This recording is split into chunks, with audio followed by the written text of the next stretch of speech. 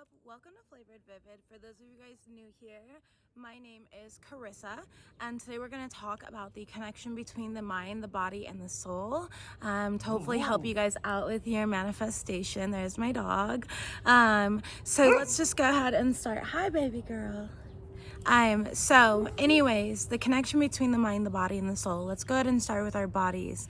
Our bodies are one of the most loyal entities to you.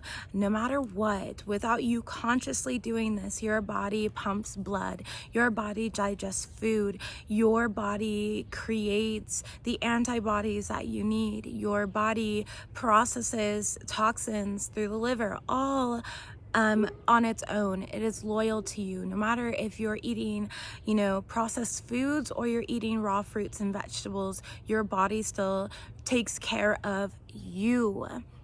Now, it's important to always nourish your body with fruits and vegetables because of the fact that when your body is running healthy, it puts you more in alignment. Your body has its own unique energy field. Your body has its own unique aura. And your aura is a direct reflection of the way that your body is being cared for. Now this has a lot more to do because the mind is stored within the body, right? It is in collaboration with the body, and again, your soul's in collaboration with all of it, experiencing it all. However, the mental space is an entirely different entity. The mental space is conscious and unconscious, and we only use about 10% of our brain capacity on a daily basis on every moment of every day. The 90% of your mind is unconscious, and it stores a lot of memories from, ages that not everyone is, aware of.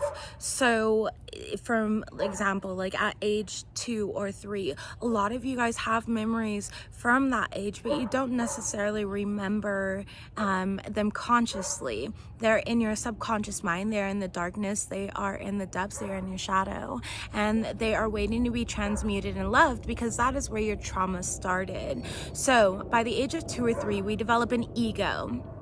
An ego is what I like to call a comfort blanket, okay? Because the ego tries to comfort you and protect you. The ego is in fight or flight survival mode. The mind space is in fight or flight survival mode until you train it otherwise, until you see that there's other options. So, for example, at the age of, 2, 3, we all know, if you don't know my story, I grew up with a very narcissistic father.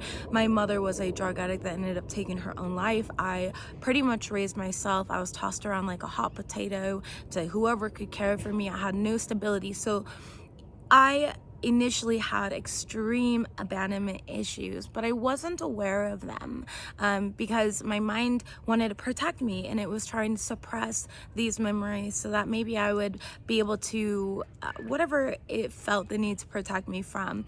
But when I went through and did my inner child healing, and I went back to these childhood memories, I recognized that I was afraid to speak up. My parents would be arguing and throwing things in the living room, and I recognize that, I just want to take action. I want to take action. And that's what all that could come to me was action. Like I just wanted to do something, but I never did anything. So of course there was like shame and guilt in regards to it because I felt like I could have done more. But what I really needed to do at that age, which I didn't understand, of course, nobody does, is that I needed to process my emotions. I needed to honor and recognize my emotions. So what emotions was I suppressing? What emotions was I hiding from? What was I truly feeling during that time? Because that abandonment then in my life, it carried on into my relationships. It carried on in all parts of myself. I was afraid.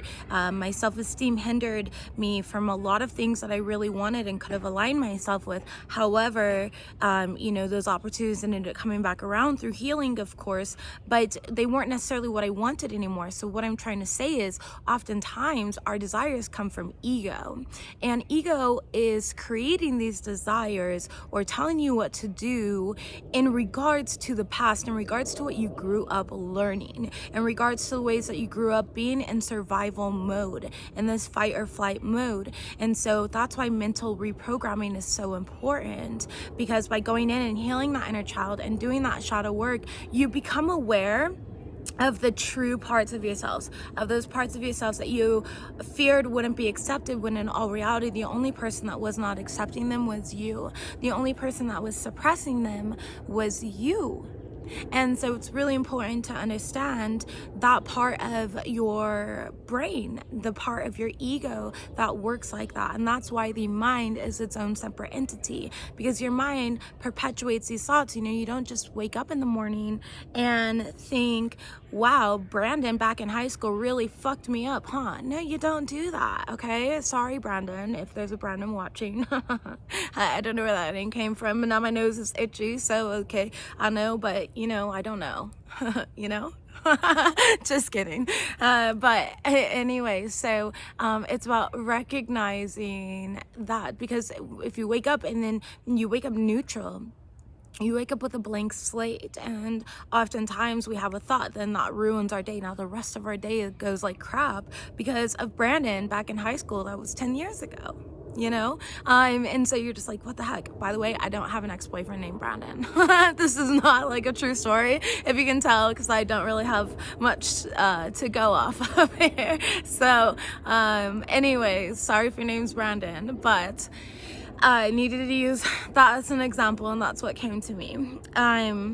So oftentimes we tend to, again, our desires, they come from ego, because our soul is naturally aligned. Now, our soul is the third entity. We hear about the Holy Trinity, the power of three, the law of three, whatever you may be into, you know, whatever your belief system fits into, it's all right. It is about your mind, your body, and your soul. And a lot of religions or practices say that the soul is your heart. And so that's why you hear mind, body, heart. So either way, mind, body, heart, mind, body, soul, it's the same thing, because your heart is your soul. Now, is it really? No, it's technically part of the body, right? But we have power points, we have chakras in our body, and we have a heart chakra. And so that's why they say the soul comes from the heart chakra, because it's purity. It comes from purity. It comes naturally aligned. It comes knowing that it's limitless and that abundance is its birthright. And that's why your soul often leads you into situations that your mind talks you out of. So for example, let's just say that you have a choice between two people.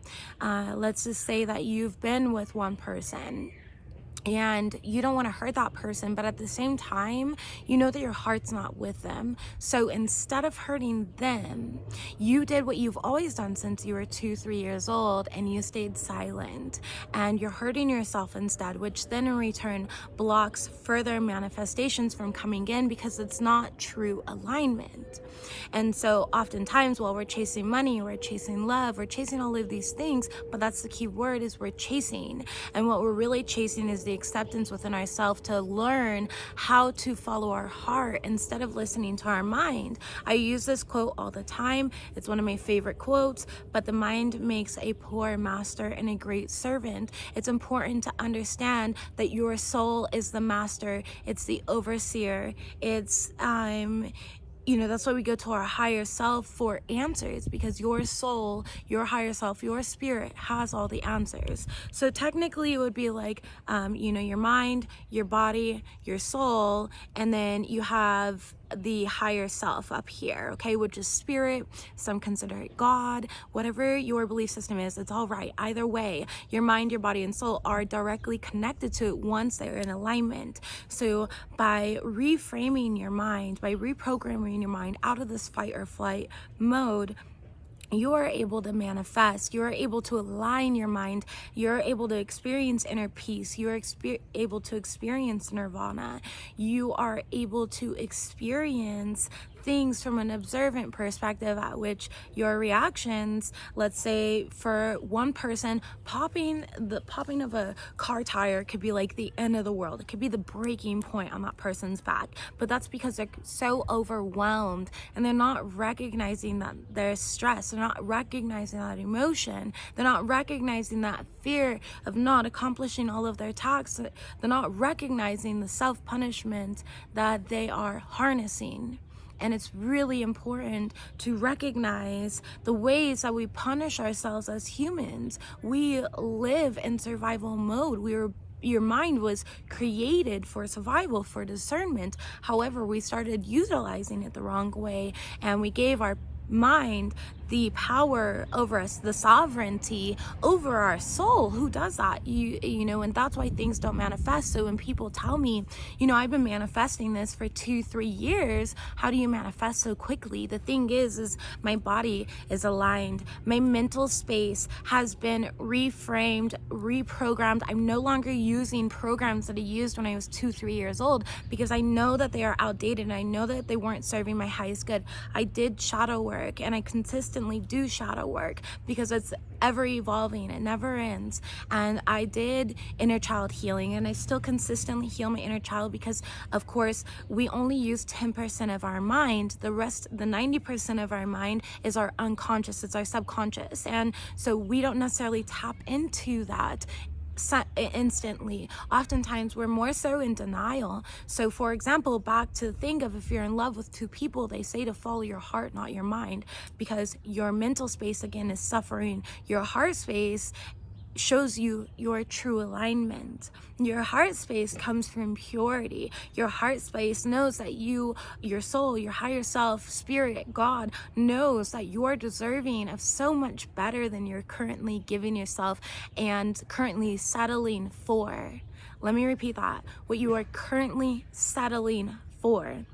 Because if you are not manifesting with ease and alignment, then you are settling, and there's a blockage that you are in denial of. There's something that you are not recognizing within yourself, and it's holding you back.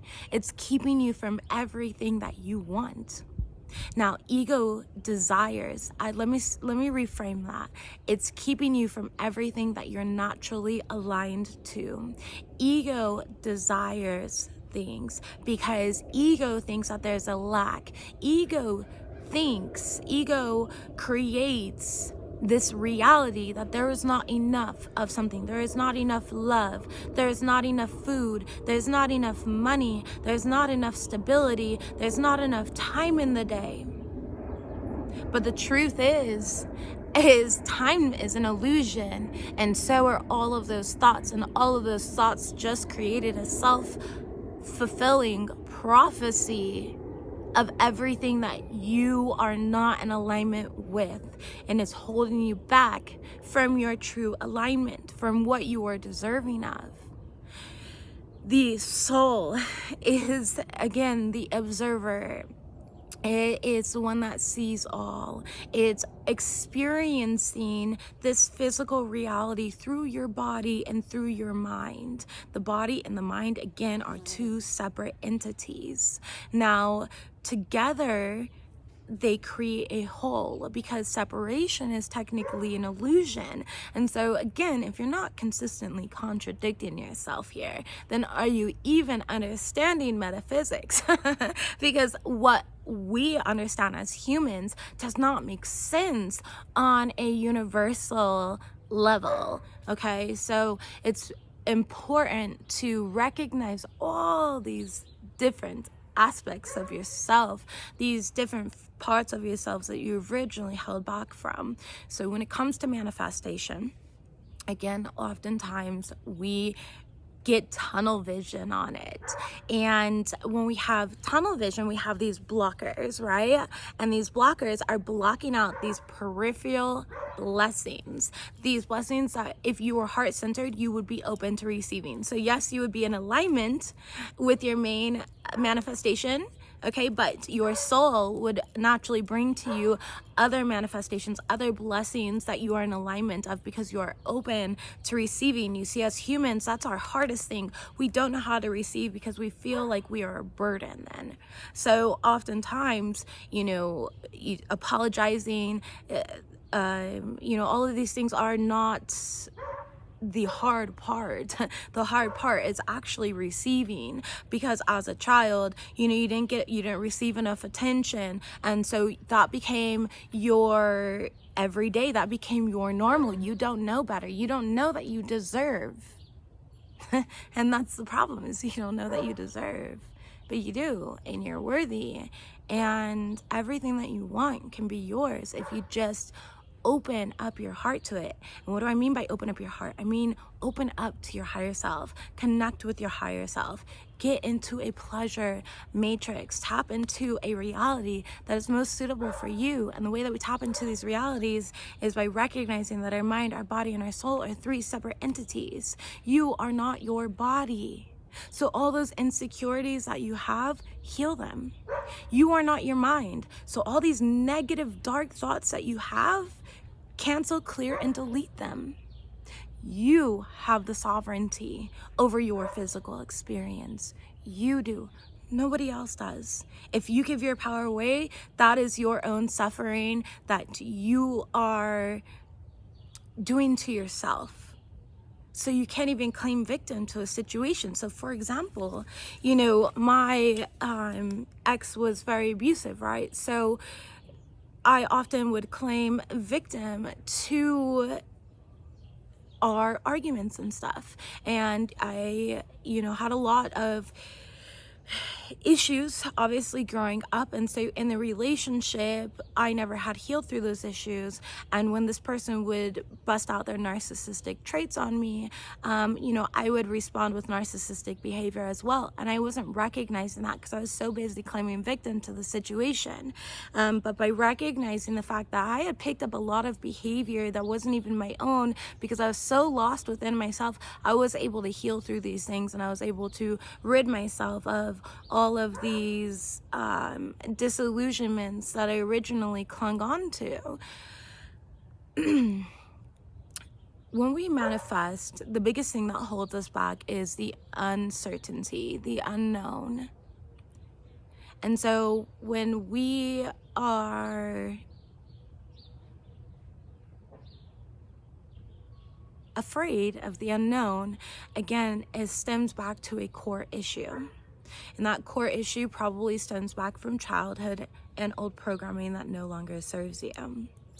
So by aligning your body with healthy nutrients and making sure that's healthy and has a glowing aura, by reframing your mind and always reiterating any sort of negative thoughts. You don't choose your thoughts. You're not like, okay, I'm going to choose to have only positive thoughts, because let's be honest here, your mind's going to perpetuate a negative thought. For example, you come up on a 4-way intersection. Let's say you've been in a car accident before in a 4-way intersection. So now every time you turn the corner, your mind is like, careful, what if a car hits you? You see how your ego protects you? But in all reality, we don't just have one channel. We have multiple channels that we can access. We have the ability to choose. So although we can't choose our thoughts, we have the choice to resonate with them or to reiterate them. So that puts us in a healthy mental space that has a lot of inner peace and alignment. Now, the soul is always naturally in alignment. It's the overseer, it's the observer, it's the one experiencing through your body this reality, learning the lessons, doing the work, manifesting. And honestly, my higher self kind of looks at this all like a video game. I always has, ever since I was a child.